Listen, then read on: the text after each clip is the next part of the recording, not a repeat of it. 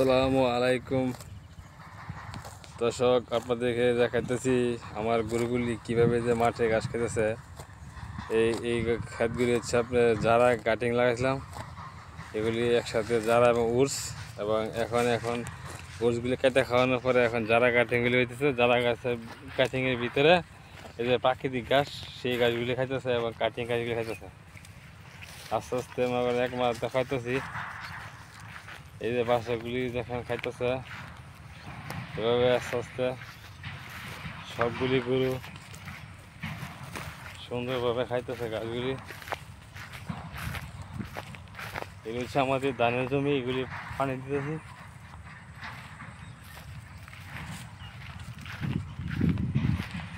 মনে করেন এগুলি এখন আবার যেগুলি খায়া অবশিষ্ট রয়েছে এগুলি কাশিতে কাইটা বইটা করে দেবো আর কি, তখন আবার নতুন করে গজাবো আর কি। মনে করেন এই কাটিংগুলি এখন কাটা হবে। আসলে এতগুলো ঘাস কাইটা খাওয়ানোর সময় খুব কম, এই জন্য ক্ষেতের মধ্যে টোটা দিয়ে দিয়েছে আর কি, তাতে সময়টা বাঁচে আর কি। এটা আমার একটা বকনা বাছুর সাইবল, একটা ফ্রিজিয়ান বকনা। এই যে এখন আপনাদেরকে দেখাবো বড় কাটিংগুলি কীভাবে খাইতেছে, বড় গাছগুলি।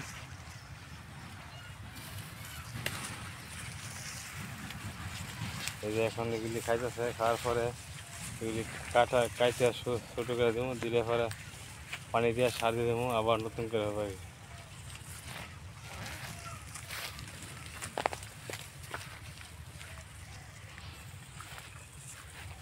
এই যে একটা বকনা, এই আমার ছোটো বাছুরটা সে ঘুমাইতেছে।